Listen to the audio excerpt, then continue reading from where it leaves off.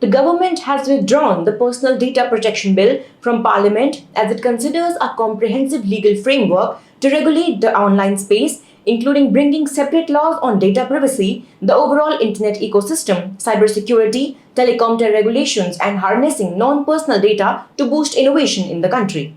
This move comes as the policymakers have received dozens of amendments and recommendations from a parliamentary panel, which includes lawmakers from Prime Minister Narendra Modi's ruling party, that identified many issues that were relevant but beyond the scope of a modern digital privacy law.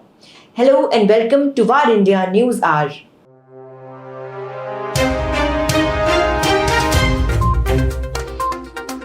The Personal Data Protection Bill is sought to empower Indian citizens with rights relating to their data. India, the world's second largest internet market, has seen an explosion of personal data in the past decade as hundreds of citizens came online for the first time and started consuming scores of apps. But there has been uncertainty on how much power the individuals, private companies, and government agencies have over it. There was a growing concern from the Indian law enforcement, who had long taken issue with the mechanism for getting crime-related information from US tech companies. Because Indian requests to the US were so backlogged, many Indian law enforcement agencies saw local data storage requirements as a way to ensure they could get information on crimes. Recently, the department has come out with a clear policy on imposing regulations targeting social media companies, internet news services, and other firms, including new legislation that acquires VPNs to store user data and IP addresses for 5 years, seeking to increase its control over and surveillance of the online space.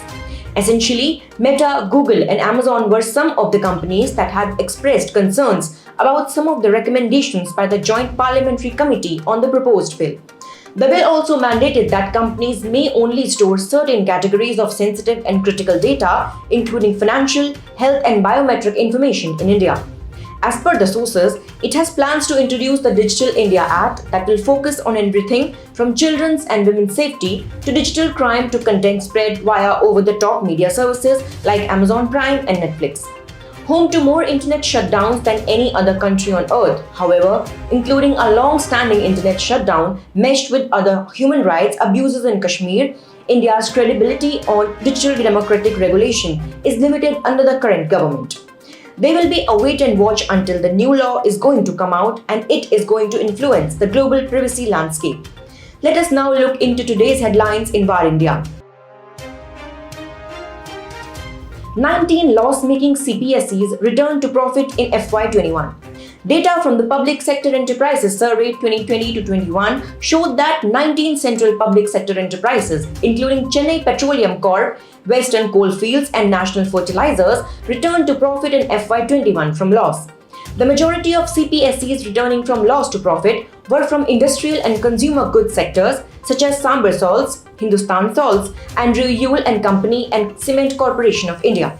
Of the 255 operational CPSEs, as many as 177 recorded net profit and 77 recorded net loss.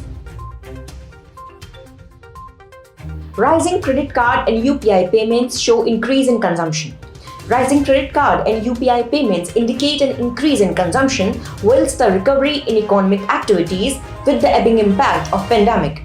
As per the RBI's monthly data, the UPI transactions increased from Rs 9.83 lakh crore in April to Rs 10.73 lakh crore in August this year.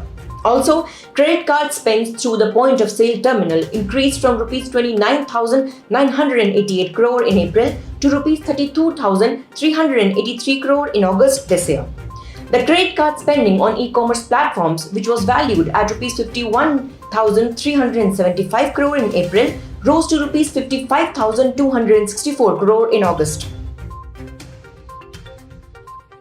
US recovers cryptocurrency worth $30 million from Lazarus hackers.